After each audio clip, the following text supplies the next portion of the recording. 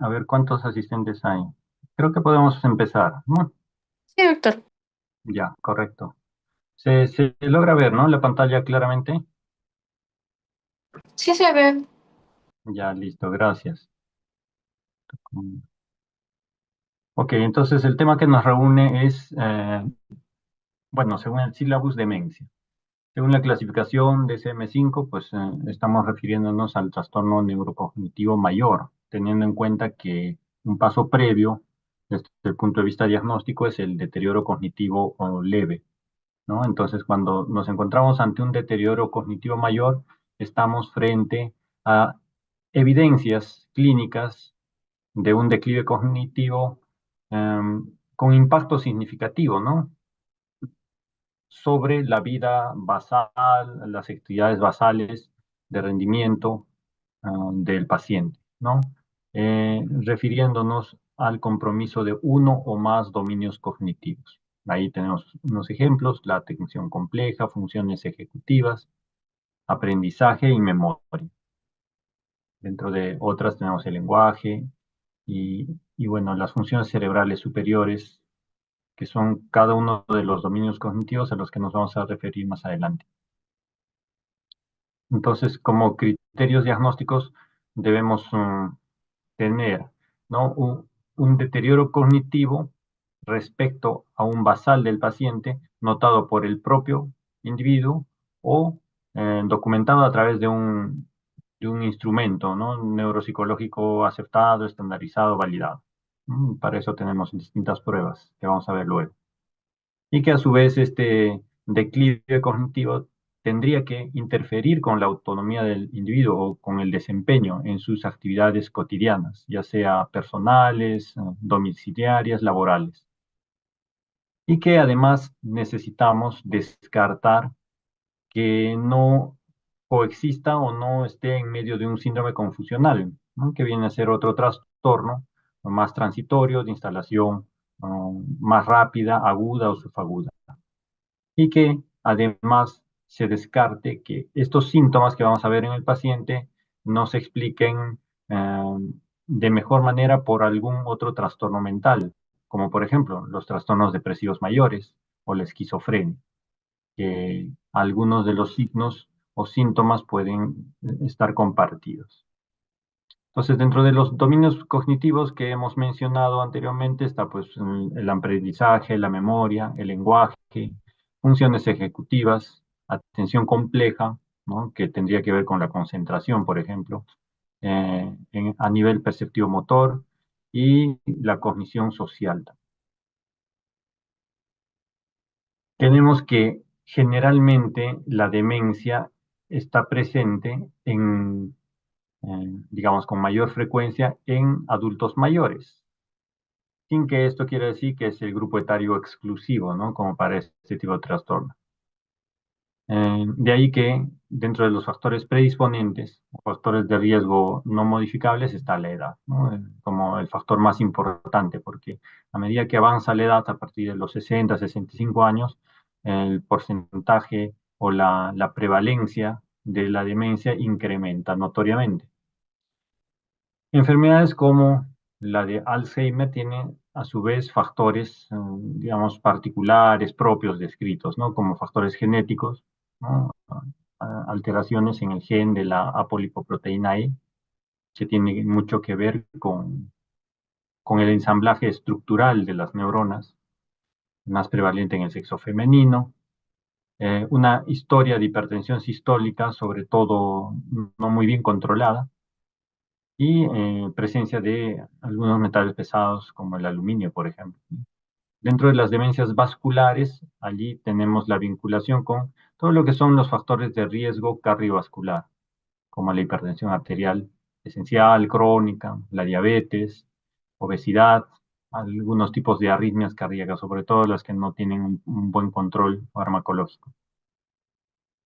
En la etiología, por consiguiente, se describen pues muchas causas, ¿no? Desde las causas primarias a las secundarias. Entonces allí tienen algunos ejemplos que vamos a ir describiendo más adelante.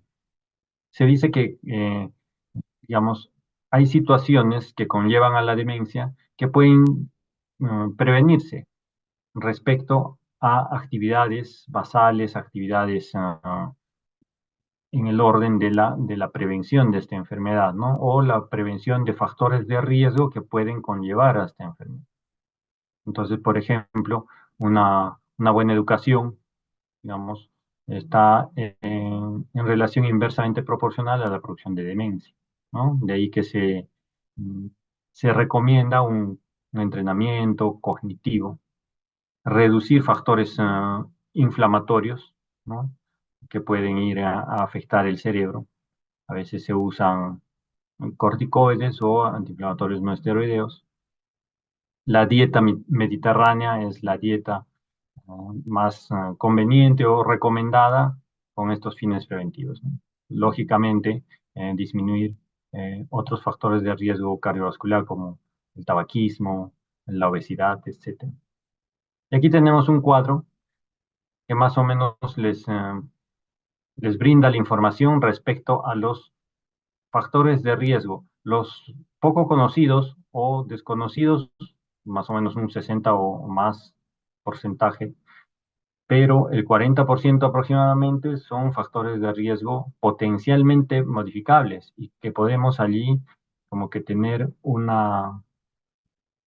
mayor hincapié en cuanto a la prevención del desarrollo de demencia en pacientes que por lo demás pueden tener una historia familiar, ¿no? Quizás allí una carga genética inexorable, pero factores de riesgo modificables como por ejemplo una pobre educación, ¿no? Un gran porcentaje, lo mismo que la pérdida auditiva.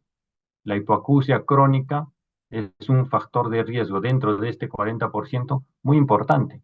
Entonces, a veces no se le toma muy en cuenta como para poder corregir este defecto auditivo y de esta manera estamos brindándole mayor calidad de vida y también disminuyendo grandemente el riesgo de desarrollo de demencia. En menor porcentaje, por ejemplo, está el tabaquismo, historia de depresión, sobre todo depresión crónica, aislamiento social, lo que sucedió hace pocos años con lo de la pandemia, ¿no? Eh, Se incrementaron los casos de deterioro cognitivo en adultos mayores, sobre todo, y que, dicho sea de paso, fue el grupo etario que fue, digamos, casi sistemáticamente aislado, ¿no? Quien no ha tenido familiares adultos mayores a quienes se les dejó de visitar con la frecuencia habitual, se les tenía casi en aislamiento con fines de protección y prevención, ¿no? Frente a esta pandemia.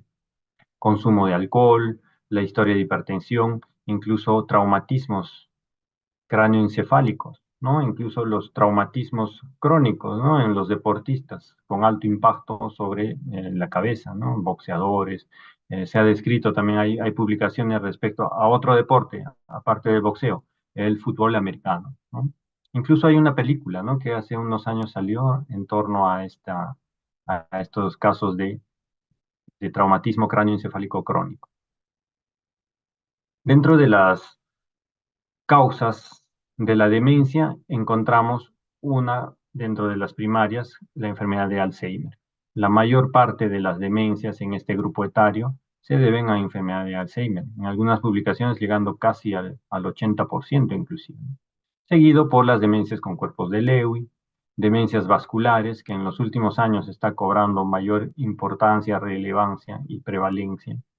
Y después tenemos otras causas secundarias áreas con menor porcentaje de participación que vamos a ver luego. Dentro de estos factores de riesgo modificables que habíamos mencionado a través de ese gráfico, bueno, tenemos la menor educación respecto a la hipertensión, sobre todo controlar la presión sistólica, mantenerla en valores por debajo o por lo menos en 130 milímetros de mercurio, como para que este factor de riesgo esté idealmente controlado o disminuido.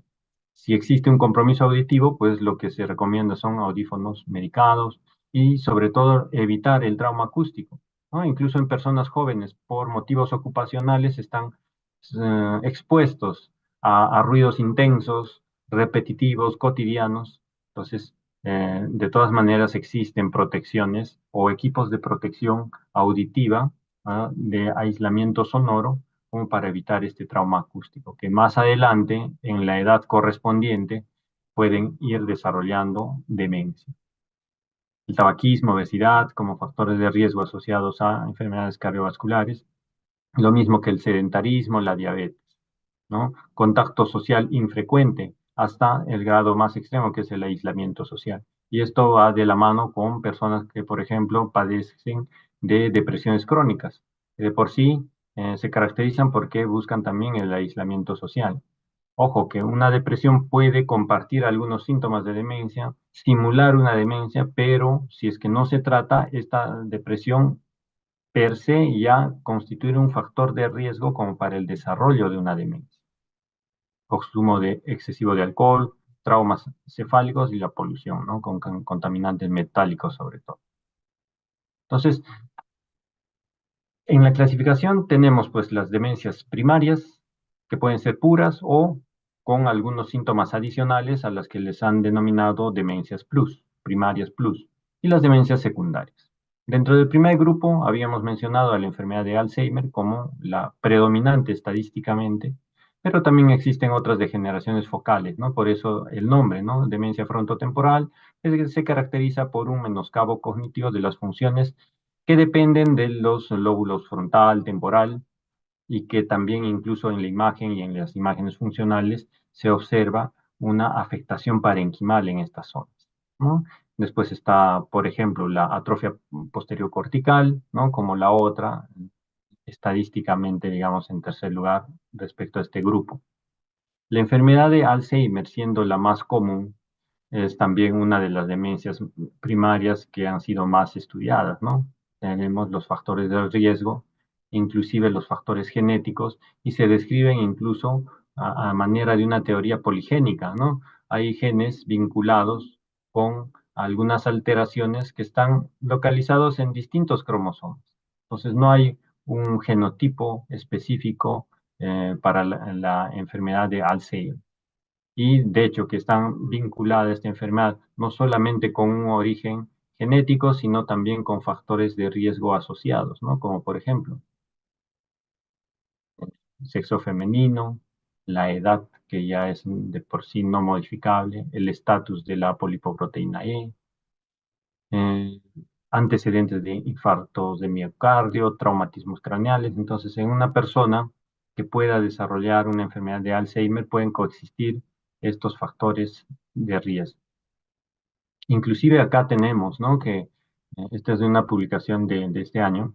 Me pareció interesante este gráfico porque describe la presencia de ciertas proteínas, como por ejemplo beta amiloide, que ustedes saben que está vinculado a la enfermedad de Alzheimer, lo mismo que las proteínas tau, la alfa-sinucleína dentro de las enfermedades degenerativas vinculada al Parkinson, ¿no? Y a las, digamos, demencias por cuerpos de Lewy. El TDP-43 es otra sustancia que es una proteína transmembrana que está vinculada con, por ejemplo, otra enfermedad neurodegenerativa que es la esclerosis lateral amiotrófica. Entonces, si bien estas enfermedades neurodegenerativas que acabo de mencionar, eh, digamos, el sitio o el asiento topográfico dentro de su fisiopatología es el sistema nervioso central, sin embargo, tienen una distribución a nivel periférico. Vean ustedes, ¿no? Por ejemplo, a nivel del hígado se encuentra beta amiloide, placas de beta amiloide, ovillos de proteína tau y también el TDP-43, que habíamos dicho que está presente en la esclerosis lateral amiotrófica, ELA, ¿no? Y así otros ejemplos, ¿no? Por ejemplo, en la piel, en el músculo, en los huesos, tenemos también proteína tau, TDP-43, etcétera. Entonces, se postula la teoría que en personas que tienen, digamos, estos acúmulos proteicos anómalos a nivel periférico, incluso por traslocación a través del nervio vago, que es uno de las vías por las cuales puede ingresar al sistema nervioso, o vía hematógena, puede haber una traslocación de estas proteínas anómalas. Entonces, en la enfermedad de Alzheimer se postulan las hipótesis fisiopatológicas, ¿no? Por ejemplo, una disfunción colinérgica, ¿no? Donde la sustancia involucrada es la acetilcolina. Y se dice que existiría pues menor nivel o un nivel bajo de acetilcolina o un incremento de la actividad de la acetilcolinesterasa. ¿De acuerdo? Entonces, el resultado va a ser una disminución de la actividad de la acetilcolina transferasa, ¿no? Y por lo tanto, este es su, digamos, la acción a nivel de diferentes lugares corticales va a verse declinada esta función, ¿no? Lo mismo referido para el glutamato, ¿no? La hipótesis es la excitotoxicidad mediada por el glutamato, donde está involucrado, lógicamente, este neurotransmisor, pero, digamos, al existir una sobreestimulación de los receptores NMDA, que son unos receptores vinculados a canales de calcio, se dice que existiría un mayor influjo de calcio con los efectos deleterios sobre la célula neuronal. La cascada de amiloide, por ejemplo, donde está involucrado el beta amiloide, ya sabemos que, digamos, existiría un catabolismo anormal de la proteína precursora de amiloide, que son estas las secretasas, que producen, digamos, proteínas de amiloide insolubles. Sabemos que el beta amiloide es soluble, pero esta producción anómala de beta amiloide insoluble hace que precipite, forme las denominadas placas neuríticas, ¿no? La agregación de la proteína tau, una proteína que está vinculada a los microtúbulos. Entonces, la hiperfosforilación de esta proteína tau hace que estos microtúbulos tengan una función defectuosa, de tal manera que va a conllevar a una disfunción y muerte de las células neuronales. Acá para ver más o menos lo que hemos explicado, la vinculación de las secretasas, tanto gamma como alfa, para, digamos, tener una disfunción anómala de la proteína beta amiloide y con toda la consecuencia que hemos descrito. Y esto también a nivel de los microtúbulos, ¿no? Vinculada a la proteína tau hiperfosforilada, que va a generar los, digamos, la congregación de estos filamentos para finalmente formar ovillos neurofibrilares que contienen esta proteína tau hiperfosforilada y esta va a desencadenar una disfunción de la célula neuronal y lleva pues a la apoptosis o muerte de la neurona. También existe una disfunción sináptica. Esta proteína, perdón, beta amiloide, digamos el acúmulo de beta amiloide, va a inducir la internalización de este receptor que es el NMDA, que es un receptor de glutamato. Entonces, este receptor que se encuentra en la membrana postsináptica, por la acción y la influencia del beta amiloide, va a interiorizarse, de tal manera que va a haber una expresión disminuida de este receptor, por lo tanto, la acción del glutamato como un neurotransmisor excitatorio va a estar declinada también, ¿no? Y no hay que confundir con la excitotoxicidad, que es, digamos, una hiperfunción del glutamato, ¿no? Sobre sus receptores.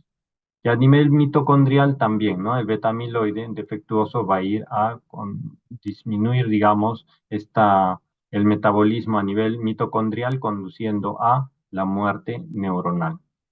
También se describe, ¿no? Que este beta amiloide, al ser fagocitado por las células de la microglia, se va a generar una cascada inflamatoria, ¿no? Una producción de citoquinas proinflamatorias que van a llevar a la neurotoxicidad y a la muerte neuronal. Entonces, bajo estos diversos mecanismos que se han descrito en la enfermedad de Alzheimer, se produce una pérdida de las neuronas en su función y en su número, de tal manera que esto va a tener, digamos, un impacto no solo clínico, sino también en la estructura del encéfalo, sobre todo a nivel cortical, frontotemporal, ¿no? Como estamos observando. Entonces, al disminuir el volumen del encéfalo, se van a ampliar algunas cavidades, ¿no? Cavidades o los surcos, las circunvoluciones y los mismos ventrículos, como estamos observando aquí. Estas son imágenes de resonancia magnética. La amiloidosis, que ha sido descrito, se puede estudiar a través del PET scan, ¿no? O otras neuroimágenes funcionales. Puede ser asintomática, pero cuando ya produce neurodegeneración, ya pues entonces va a conllevar a las manifestaciones clínicas de un deterioro cognitivo que finalmente dará con la demencia. Acá la anatomía patológica para ver, ¿no?, lo que hemos visto en la imagen, ya esta es una pieza anatomopatológica y las placas neuríticas que contienen la proteína beta amiloide congregada. Entonces, en las neuroimágenes funcionales, como por ejemplo esta imagen tomográfica funcional, tenemos que utilizan marcadores. Con el PET scan, por ejemplo, la tomografía con emisión de positrones, tenemos el marcador que es la fluorodesoxiglucosa, ¿no?, que es un marcador de metabolismo neuronal. Entonces, se producirán imágenes cuando existe un aumento del metabolismo neuronal, ¿no?, o una disminución del mismo. Acá observamos, ¿no?, en el deterioro cognitivo leve y en la enfermedad de Alzheimer hay una mayor captación. Dentro de las demencias primarias, aquellas que están asociadas a otras alteraciones subcorticales, como la de ganglios basales, por ejemplo, u otros núcleos subcorticales, tenemos en primer lugar, por frecuencia, la demencia con cuerpos de Lewy, y que se vincula o está emparentada con incluso la enfermedad de Parkinson.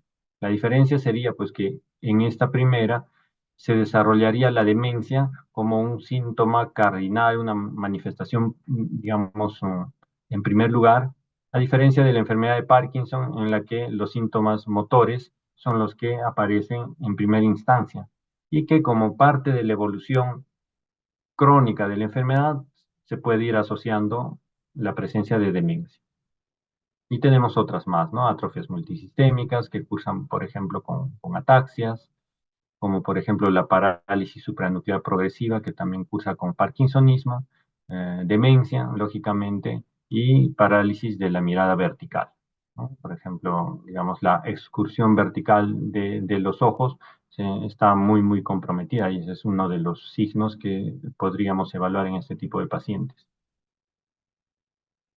Entonces, para diagnosticar una demencia con cuerpos de Lewy, se necesita, lógicamente, que desarrolle demencia, con déficit tempranos de la atención, por ejemplo, o hipoprosexia, funciones ejecutivas que vamos a poder valorar a través de algunos test que luego vamos a ver, habilidades visoperceptuales, ¿ya? Y el deterioro de la memoria va a ir, digamos, progresivamente, ¿no? A medida que estos síntomas, digamos, extrapiramidales también van a ir avanzando.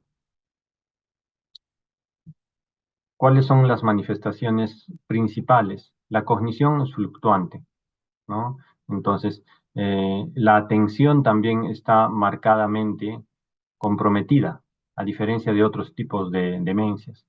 Si es que presentan alucinaciones, las visuales son las más comunes y se produce trastornos de comportamiento del sueño REM, ¿no? Movimientos anormales durante estas fases profundas del sueño, movimientos, conductas como gritos, incluso las pesadillas, ¿no? Que todo este cortejo sintomático de los trastornos de comportamiento del sueño REM pueden incluso preceder a los síntomas motores. Entonces, de ahí que es importante también, digamos, ante un paciente en quien se sospecha alguna alteración durante alguna fase del ciclo del sueño, pueda este ser evaluado, investigado y finalmente diagnosticado. Y el parkinsonismo, ¿no? Entonces, el parkinsonismo es un síndrome que se caracteriza por ejemplo, bradicinesia, temblor en reposo, generalmente asimétrico, rigidez, la denominada rigidez en rueda dentada, como lo que se presenta en la enfermedad de Parkinson, ¿no? Pero como síndrome, este parkinsonismo está asociado a este deterioro cognitivo en la demencia de cuerpos de Lewy. Acá, por ejemplo, encontramos que la demencia, mientras la demencia por cuerpos de Lewy tiene una preservación relativa, ¿no?, del volumen cortical, en la demencia por Alzheimer encontramos que hay una gran pérdida de volumen cortical a nivel de los lóbulos frontal y temporal, sobre todo a nivel de los hipocampos, ¿no? Con dilatación manifiesta de los ventrículos laterales. Una diferencia, digamos, imagenológica entre estas dos entidades. Entonces, dentro de todas estas demencias degenerativas primarias, tenemos que, si es que es de inicio precoz, menores de 65 años, y el inicio tardío, que es el habitual, mayores de 65 años, ¿no?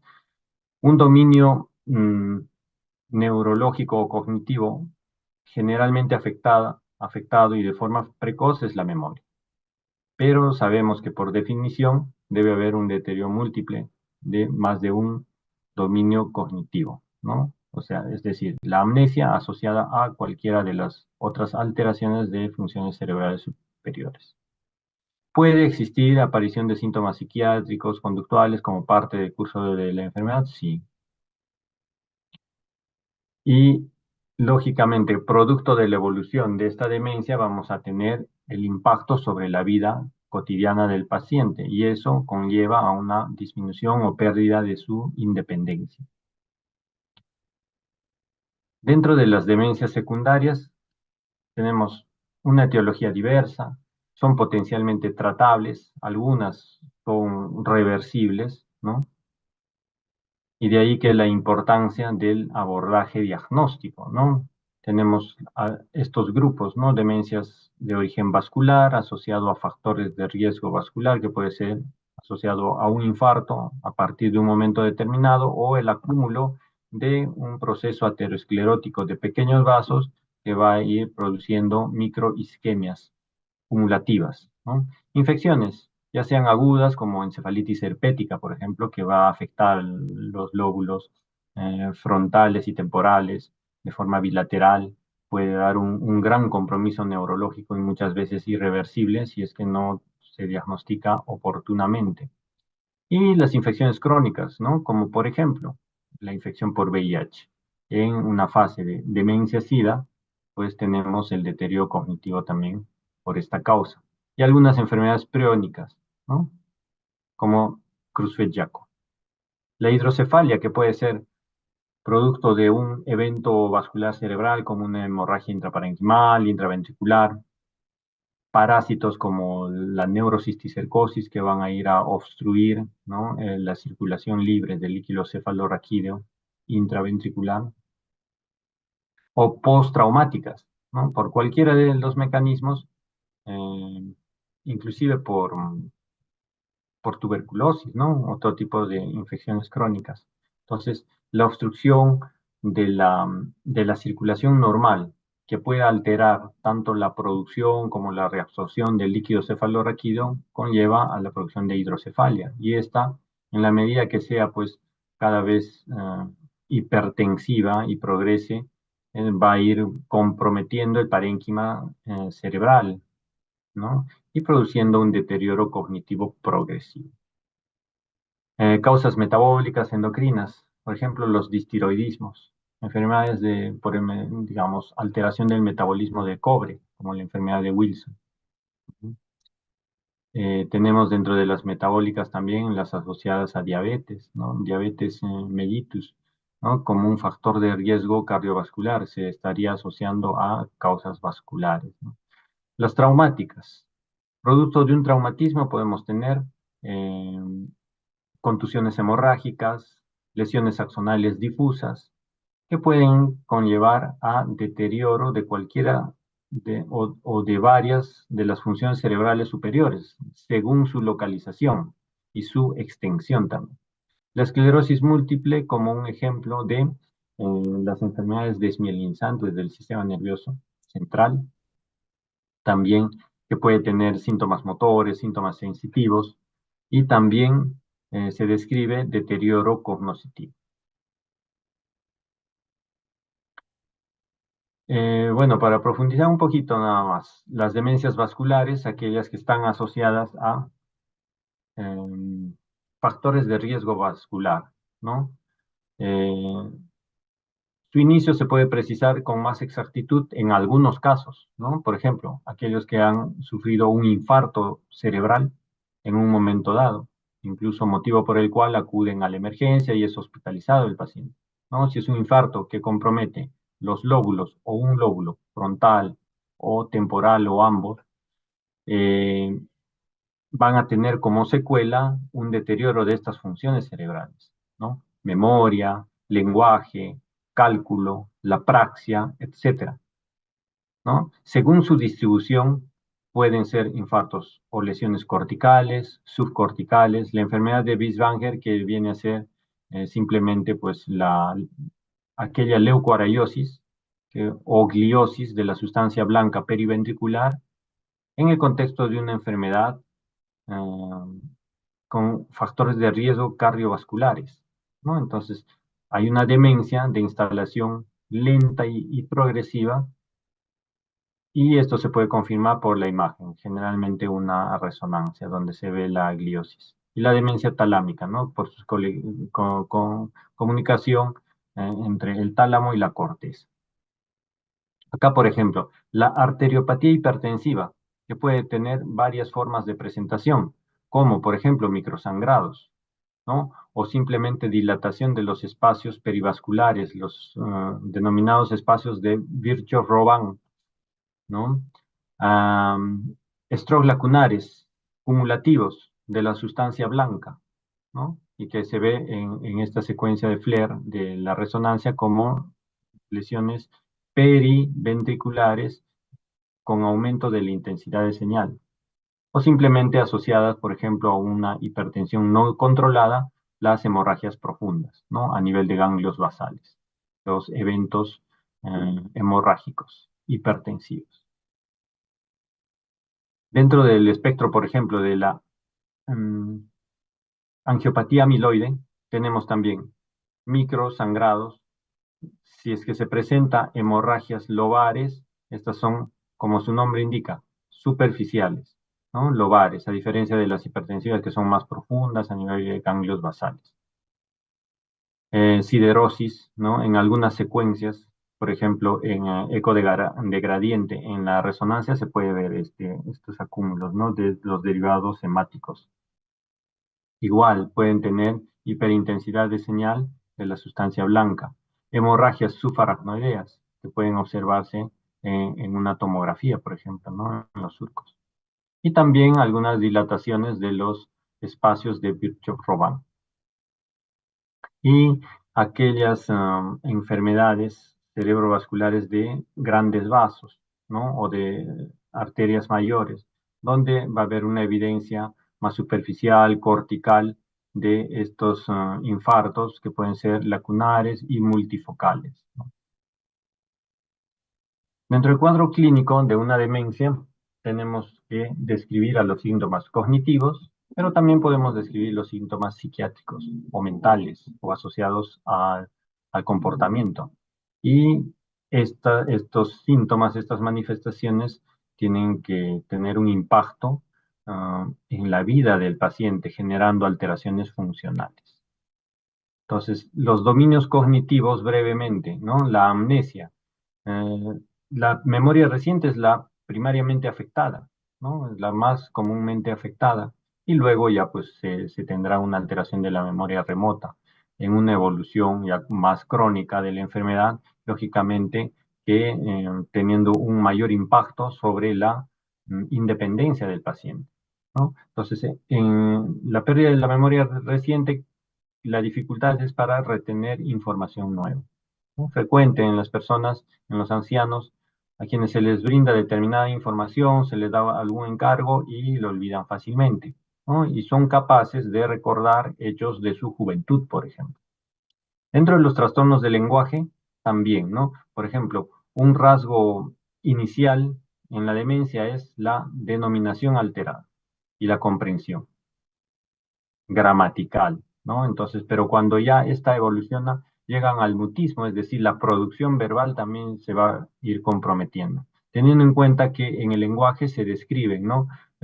Cuatro aspectos, ¿no? Para ser evaluados y valorados, que viene a ser la expresión, donde está vinculada el área de Broca, por ejemplo, el área primaria del lenguaje, la comprensión, el área de Wernicke, y luego tenemos la denominación y la repetición. Entonces, en base a estos cuatro aspectos es que se evalúan los diferentes tipos de afasia. La praxia, que vendría a ser aquella ejecución de actos previamente aprendidos. En la demencia se denomina la alteración apraxia. Entonces el paciente va a tener un deterioro de la capacidad de ciertas actividades, ¿no? En la ejecución de ciertas actividades. Por eso que una forma de valorar si es que tienen compromiso en la praxia es realizar, por ejemplo, praxias del vestido o praxias ideomotoras, ¿no? Que simule, por ejemplo, si es que fumaba, pues que encienda su cigarrillo y que haga la secuencia que normalmente una persona para fumar ejecuta, ¿no? O quitarse la camisa, desabotonarse y luego volvérsela a poner. Entonces, en la vida cotidiana, esta apraxia va a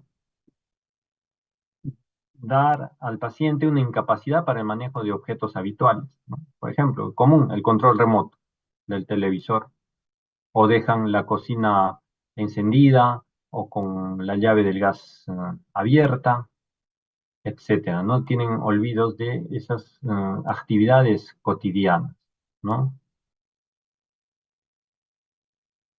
La dificultad o la pérdida de esa capacidad de reconocimiento que tienen para identificar objetos, situaciones, personas, ¿no? Se denomina la agnosia. Por ejemplo, la prosopagnosia, ¿no? La dificultad para reconocer rostros. Reconocer, ¿por qué? Porque en un momento ese paciente conocía muy bien por el rostro a sus familiares.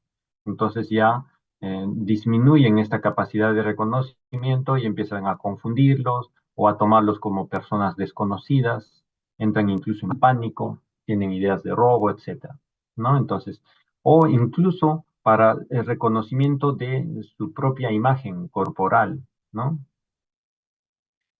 La alteración de capacidades ejecutivas, ¿no? Incapacidad para ordenar la secuencia de actos, por ejemplo, que van a llevar a la ejecución material de un pensamiento determinado, ¿no? Entonces, esto va vinculado con las praxis, ¿no? Y la memoria de trabajo. Alteración en la orientación. Lo primero que se afecta es la orientación temporal, luego la espacial y finalmente la orientación en persona, ¿no? Tienen falsos reconocimientos inclusive. En algunos tipos de demencias, por ejemplo, en la demencia con cuerpos de Lewy, la capacidad para mantener la atención se va a ver, digamos, seriamente alterada y se describe como aproxia o hipoproxia, ¿no? Que vendría a ser la incapacidad para mantener la atención. Y el cálculo también, ¿no? Se puede valorar a través de operaciones aritméticas, matemáticas en general, pero teniendo en cuenta el nivel de instrucción del paciente, ¿no? Entonces hay que valorar eso como para poder, según su estado basal, su nivel de instrucción, poder realizarle ciertas pruebas de cálculo para no sobrediagnosticar a un paciente iletrado, por ejemplo, como, digamos, que porta o padece de acalculia. Algunos síntomas psiquiátricos pueden coexistir o simular una demencia. Y aquí está, en un gran porcentaje de participación, la depresión, ¿no? Pero también existen otras alteraciones como la manía, ideas delirantes, sobre todo como habíamos mencionado, ¿no? Es frecuente las ideas de robo, se vuelven suspicaces, ¿no? Hasta creen que sus familiares, a quienes a veces ya no reconocen, son ladrones, ¿no? Que se entraron a su casa, le están robando sus pertenencias, etcétera. O ideas de abandono, ¿no? Cuando salen, digamos, los familiares, los miembros de la familia, y se queda el anciano en casa, pues lo encontramos llorando. ¿Por qué? Porque creía que ya se habían ido, lo habían abandonado. Pueden tener alucinaciones que con mayor frecuencia son visuales, pero también puede haber alucinaciones auditivas. No es lo más común, nos tendría que hacer pensar en otras causas, pero pueden existir. Falsos reconocimientos, ¿no? Es decir, se presentan, por ejemplo, la dificultad para reconocerse a sí mismos ante un espejo, por ejemplo. Llegan a esos extremos. Los cambios de la personalidad, sobre todo en alteraciones frontales, ¿no? A veces se exageran rasgos previos, ¿no? Si era, por ejemplo, una persona irascible, adusta, entonces su carácter como que se acentúa en esos rasgos, ¿no? Si era, por ejemplo, una persona disciplinada, puntual, entonces si es que exagera estos rasgos previos, se vuelve pues altamente demandante y exigente con relación al tiempo, a la puntualidad, ¿no? Algunos trastornos del comportamiento propiamente, ¿no? El vagabundeo, por ejemplo, es frecuente, que tienen, digamos, conducta errática, ¿no? No finalística, pueden tener incluso agitación psicomotriz, sobre todo cuando se asocia a un paciente con demencia, se le hospitaliza, se le cambia de su ambiente habitual por una hospitalización médica o quirúrgica y presentan un síndrome confusional agudo y es frecuente observar en estos pacientes una agitación psicomotriz. Conductas repetitivas o estereotipadas, ¿no? Se ponen a arreglar determinadas, no sé, pues prendas de vestir, algunos objetos en la sala y están que lo arreglan y lo vuelven a arreglar y así durante todo el día, ¿no? Conductas repetitivas, conductas anormales, incluso trastornos de comportamiento sexual. Existe la erotomanía, por ejemplo. Hay algunos ancianos que incrementan digamos, uno de esos rasgos es la hipersexualidad, ¿no? Incluso hacen comentarios, digamos, con mucha lascividad o incluso pueden tener tendencia a la agresión sexual, ¿no? Trastornos de la alimentación, eh, hiporexia, o lo contrario. Hay personas que pierden, digamos, esa capacidad de reconocimiento de la saciedad. Y habiendo, por ejemplo, tomado desayuno, a la media hora están reclamando que no se les ha dado su desayuno y que quieren desayunar, ¿no? Habiendo ya tomado un desayuno o con el almuerzo puede suceder eso. Entonces, pierden esa capacidad de reconocimiento de ese estado de saciedad que uno normalmente adquiere luego de ingerir sus alimentos. Algunos pacientes llegan a la incontinencia de esfínteres también, ¿no? El control esfinteriano depende de nuestro sistema autonómico, pero también está vinculado a la cognición, ¿no? Una, una función cognitiva alterada, digamos, de forma crónica y más profunda, ya hace que estos pacientes pierdan esa continencia de los esfínteres. ¿Por qué? Porque estos esfínteres, o la función esfinteriana también tiene, digamos, un control cortical.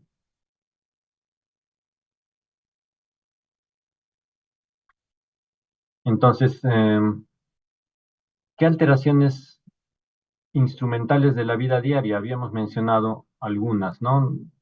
Domésticas. Si son instrumentales, aquellas vinculadas a, por ejemplo, electrodomésticos, ¿no? Como utilizar un microondas, ¿no? Muchos no están familiarizados, pero si lo estuvieron, ya pierden, digamos, esa capacidad de poder manipular, manejar estos aparatos. Lo mismo con la cocina, la radio, el televisor, control remoto, etcétera, ¿no? Financieras, bueno, pues lógicamente ya pierden la capacidad de llevar su contabilidad, extravían el dinero, ¿no? O incluso se hacen engañar, ¿no? Por personas inescrupulosas cuando van a comprar, ¿no? A determinado lugar, pues se quedan con el vuelto o les dan menos cambio, etcétera, ¿no? Y el paciente simplemente no repara en eso. Control de la medicación, por eso que es frecuente que terceras personas, ya sean familiares o cuidadores, hagan cumplir la medicación que de por sí ya pues es una polifarmacia, ¿no? Pues tienen varios medicamentos generalmente este tipo de pacientes. Y dentro de las actividades básicas de la vida diaria están aquellas del autocuidado, ¿no? La higiene, alimentación, ¿no? El autocuidado propio, ¿no? Del paciente. Entonces, para llegar al diagnóstico necesitamos una amplia y profunda y detallada historia clínica que vamos a ir recabando tanto del mismo paciente como de las personas de su entorno, inclusive no solo de su entorno familiar, sino también laboral en algunos casos, ¿no? Hay que recabar antecedentes, la exploración física que tiene que ser muy prolija, la exploración neuropsicológica como un elemento adicional. ¿Por qué? Porque esta especialidad nos permite aplicar instrumentos de una forma más detallada y profunda para hacer ciertas precisiones de los dominios cognitivos comprometidos, ¿no? Y para hacer al mismo tiempo una valoración funcional también, ¿no? Que hay algunas escalas para ello. Para la valoración cognitiva, como habíamos dicho, ¿no? El Mini-Mental, que es un examen abreviado del estado mental que se puede aplicar en la consulta porque no toma muchos minutos su aplicación, pero hay otros test, ¿no? Incluso más elaborados que pueden aplicarse y de hecho en el ámbito neuropsicológico se aplican, ¿no? Otro test abreviado es el test de reloj, por ejemplo. Y para valorar las discapacidades existen los índices de discapacidad, ¿no? Uno frecuentemente usado es el índice de Bartel. Otro que también puede usarse es el índice de Katz. Y algunos cuestionarios de las actividades instrumentales y las actividades básicas de la vida diaria. Por ejemplo, este es un test, el test de MOCA, seguramente muchos de ustedes lo conocen, que valora, digamos, la capacidad cognitiva del paciente. Solamente pues que no ha sido homologado para nuestro medio. ¿Por qué? Porque vean ustedes, acá hay un camello, rinoceronte y león, como para que el paciente pueda identificar. Entonces, en algunas personas, digamos que hayan tenido contacto con este tipo de eh, animales en su formación, no necesariamente directa, sino a través de libros, revistas, fotos, internet, lo que fuese. Pero hay otro grupo de pacientes que simplemente no conocen. Entonces, va a haber un sesgo, ¿no? En cuanto a la calificación. En todo caso, habría que cambiar estos animales a otros más regionales, ¿no? Como para poder enfocar a cada uno de nuestros pacientes. Entonces acá vamos a valorar las capacidades ejecutivas o visoespaciales. Acá se dibuja el reloj y se va puntuando, se va puntuando. Se registra también pues la capacidad de, de repetir estas palabras para valorar la memoria, la atención, el lenguaje, la abstracción, por ejemplo, establecer diferencias entre manzana y naranja o semejanzas, ¿no? ¿Cuál es la semejanza entre un tren y una bicicleta? ¿No? Son vehículos, ¿no? O que tienen ruedas, o que se desplazan, etcétera. Entonces, para la capacidad de abstracción entre dos palabras que significan algo para el paciente, ¿no?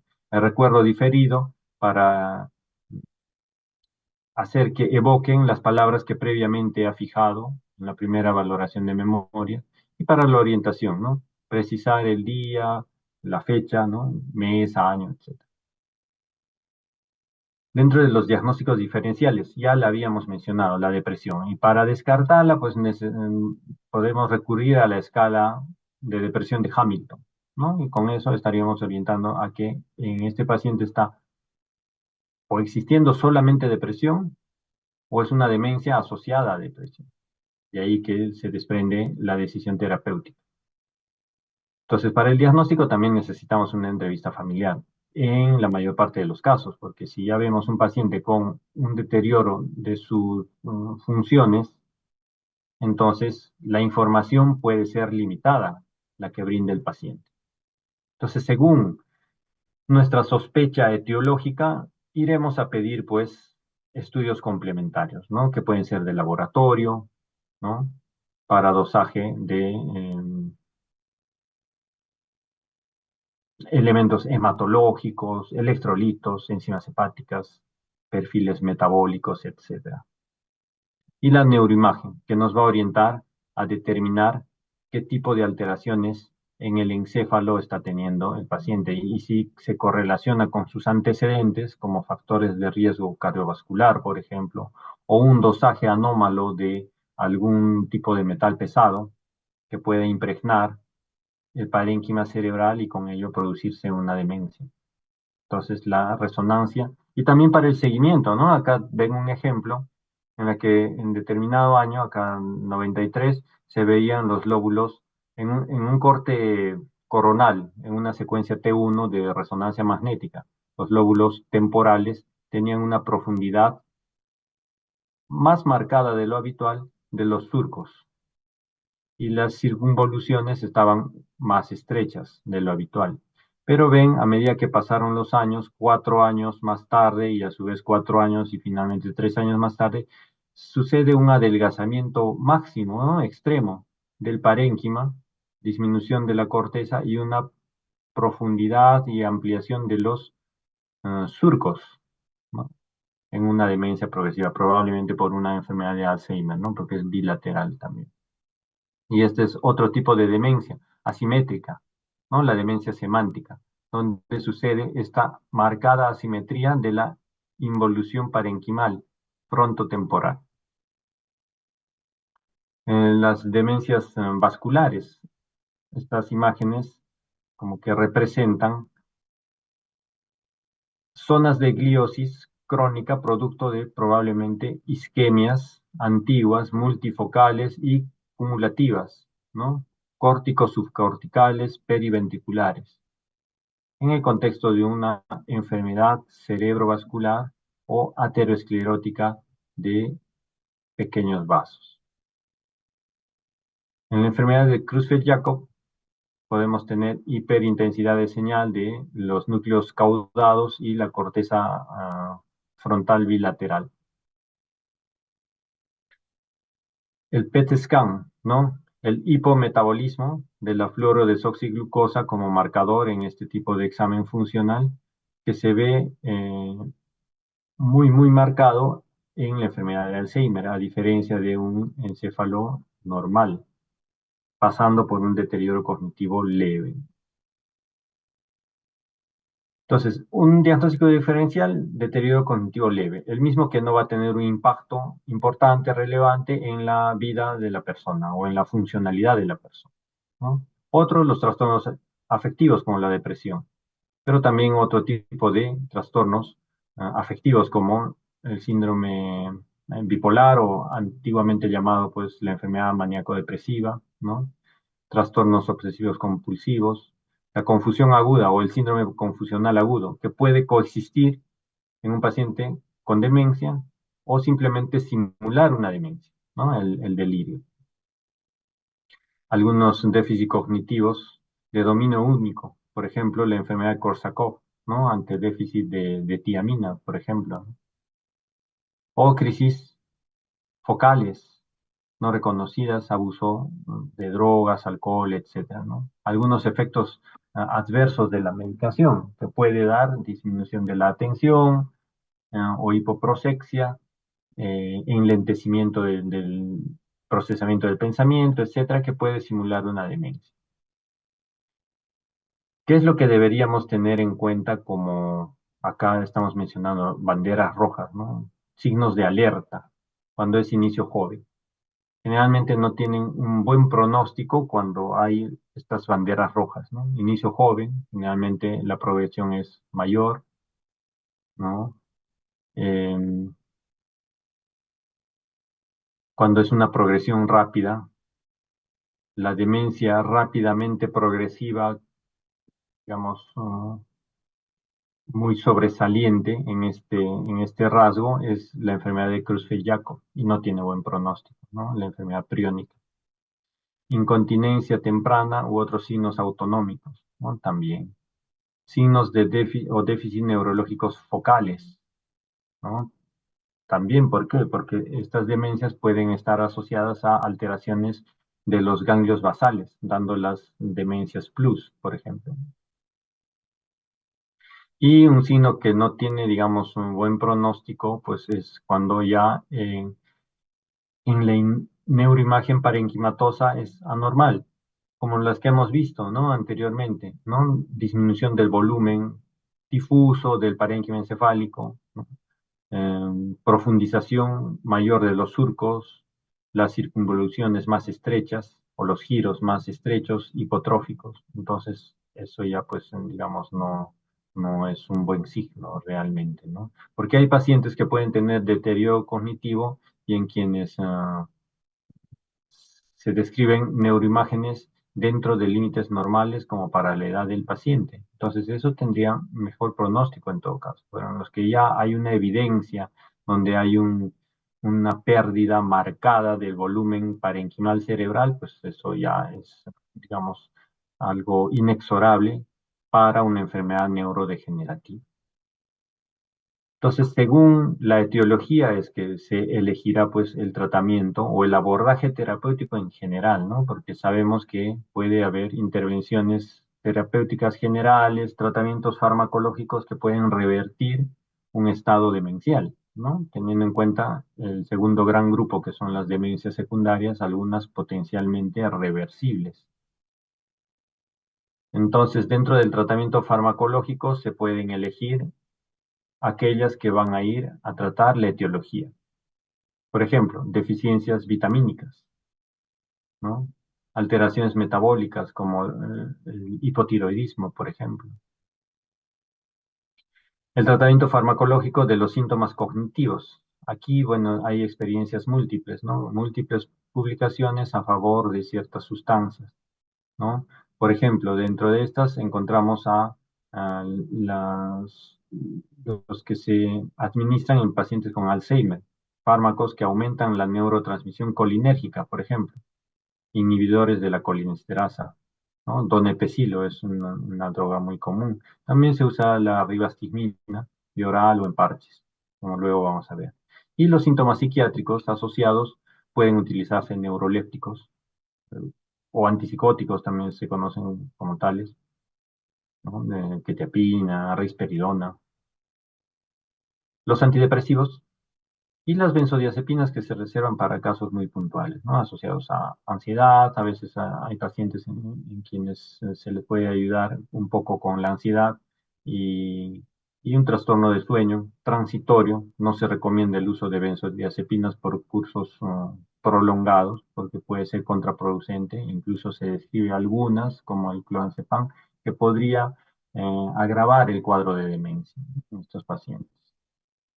Aquí tenemos, por ejemplo, cómo se inicia el tratamiento con la dosis de inicio, donepezilo, la rivastigmina, galantamina, como inhibidores de la colinesterasa. Habíamos dicho que dentro de la fisiopatología, un neurotransmisor muy involucrado es la acetilcolina, ¿no?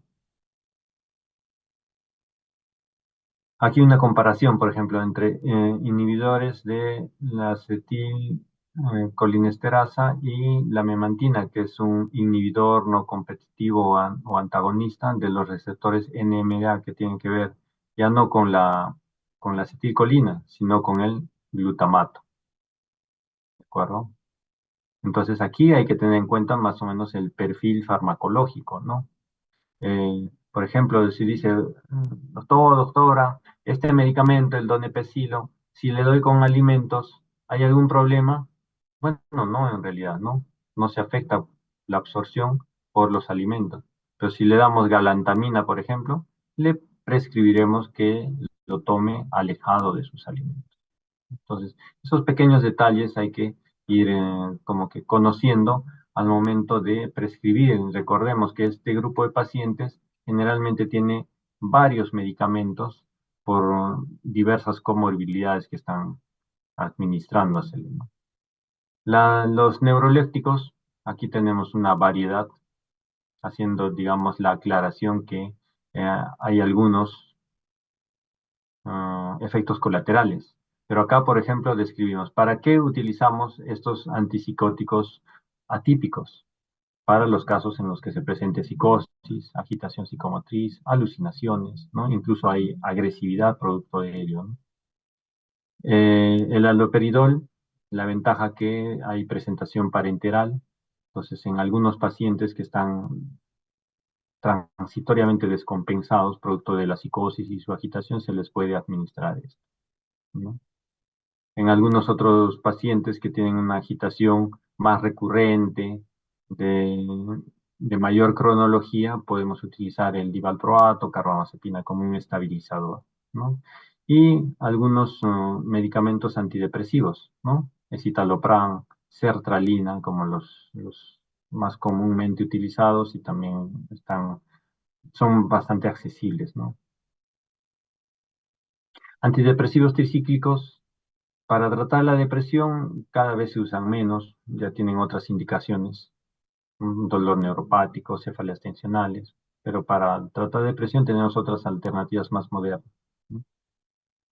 La mirtazapina aquí aparece, ¿por qué? Porque se utiliza, digamos, tiene utilidad para la depresión, sí, pero sobre todo se utiliza en ancianos que tienen alteraciones del sueño, insomnio, ¿no? Insomnio ya sea de conciliación o de mantenimiento.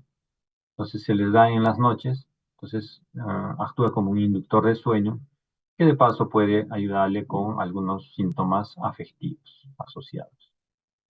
Acá para mostrarles que la ribastigmina no solamente hay en presentaciones orales, sino también en parches, ¿no? Incluso en algunas guías han sido aprobados como que de mucha utilidad en los pacientes con enfermedad de Alzheimer, ¿de acuerdo?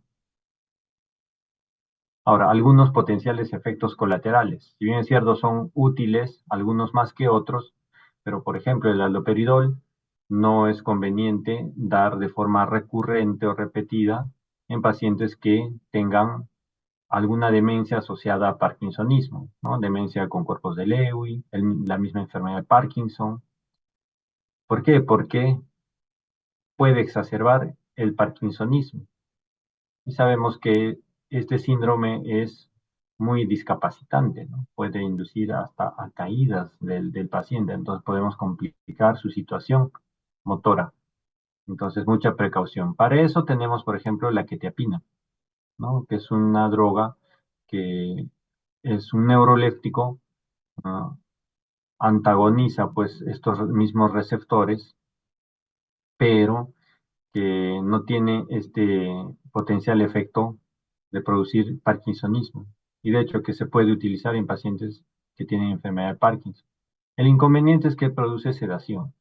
Ahora, digo el inconveniente para este grupo de pacientes, pero en general no es tanto un inconveniente porque podemos utilizar esa segunda propiedad hipnótica para los pacientes que presenten, por ejemplo, agitación psicomotriz fluctuante, tengan algunas alucinaciones visuales, irritabilidad producto de ellas y al mismo tiempo insomnio. Entonces se les da sus dosis nocturnas y como que cubrimos la necesidad de sedación y también de, digamos, cohibir los efectos conductuales también que tiene el paciente por su demencia.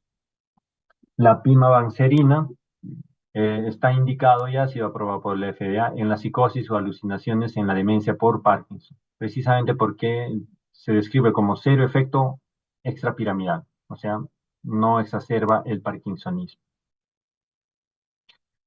Dentro de las medidas generales, ahí están pues los cuidados, ¿no? Que tiene que hacer la familia, en el caso de que estén en un centro, digamos, gerontológico o en un hospital, ¿no? La atención de las necesidades básicas, medidas de seguridad específicas, camas con barandas, por ejemplo, o barandas para el tránsito en el domicilio o donde vive el paciente, ¿no? En los pasadizos, en los servicios higiénicos, la ducha, los sanitarios, ¿no? Que tendrían que tener barandas, ¿no?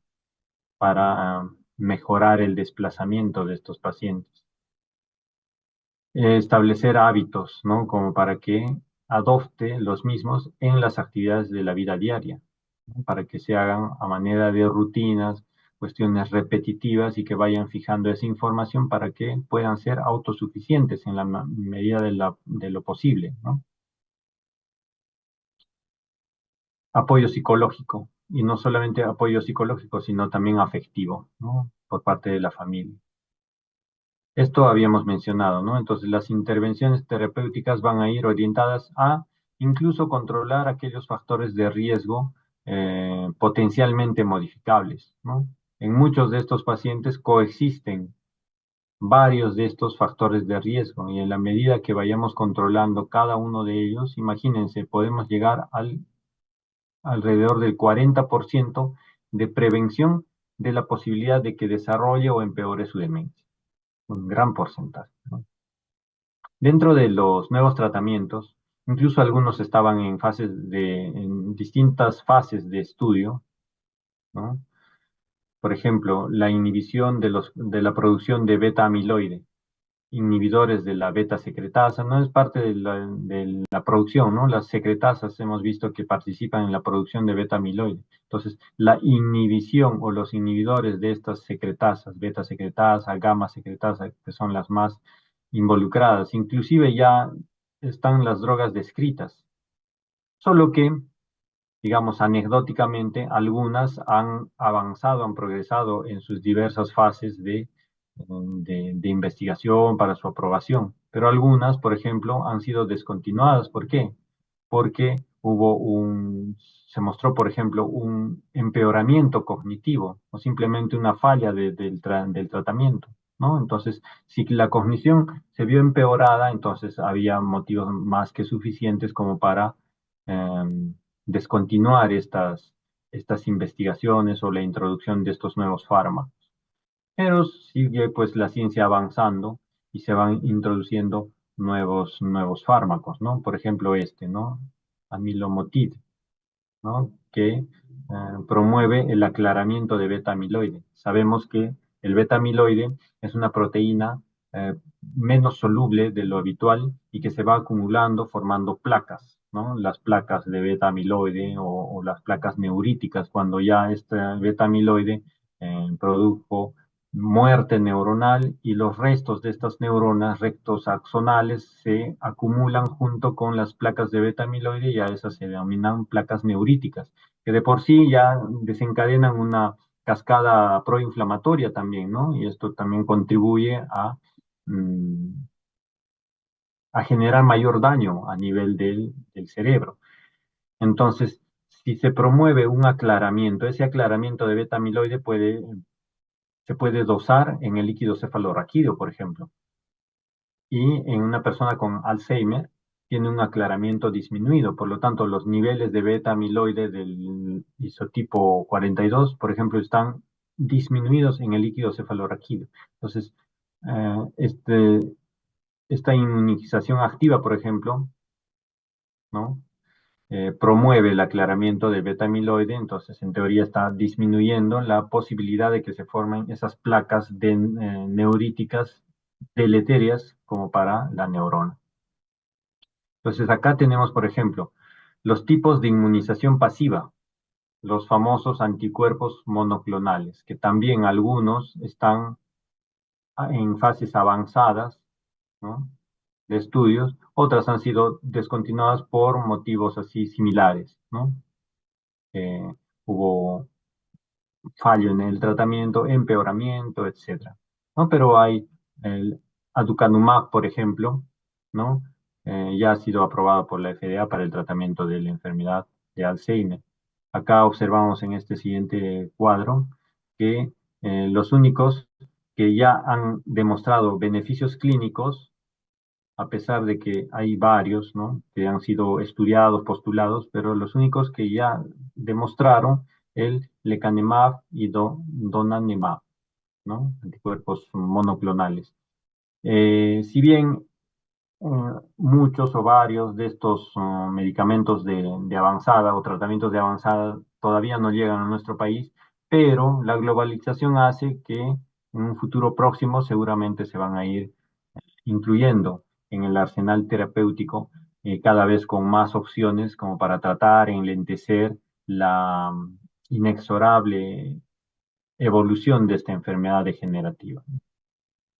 Y también existe, pues, esta publicación es de este año con nanopartículas. Bueno, las nanopartículas ya se vienen como que produciendo hace ya varios años, ¿no? Pero así como los otros estudios, cada vez tienen, digamos, más evidencia científica, ¿no? Estas nanopartículas, que son nanopartículas vinculadas a lípidos, que tienen la capacidad de atravesar la barrera hematoencefálica. Y finalmente, su liberación es el objetivo, ¿no? A nivel intraparenquimal cerebral. O sea, tienen la propiedad de atravesar la barrera hematoencefálica a través de distintos mecanismos, ¿no? De receptores, de endocitosis o a través de las uniones estrechas también. De tal manera que ingresan ¿no?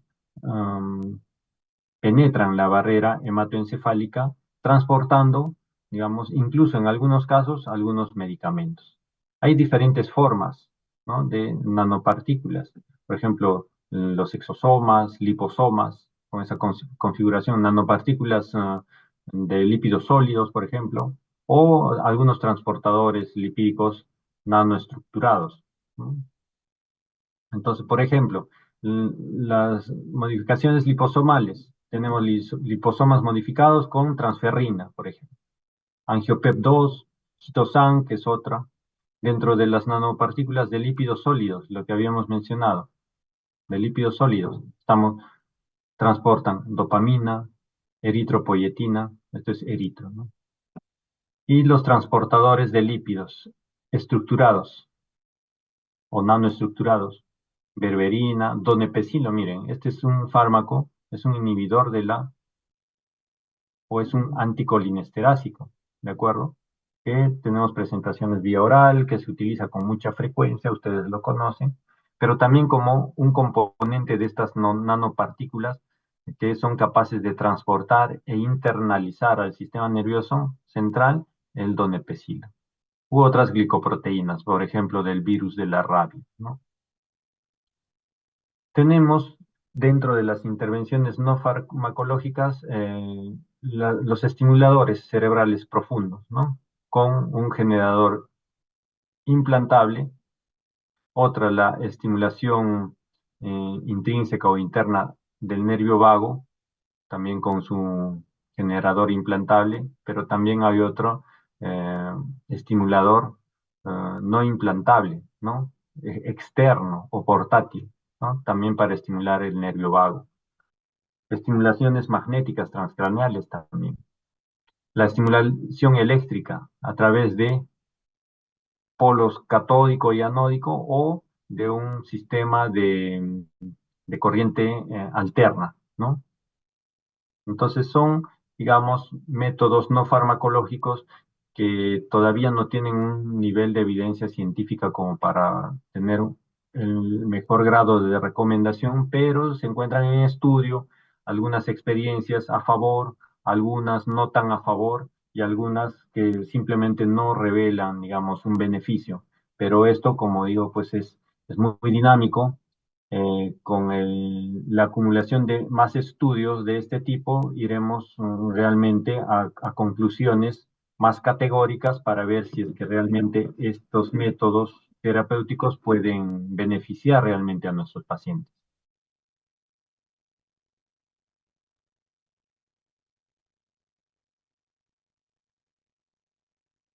Muy bien. Si tienen alguna intervención, alguien de los 27 participantes.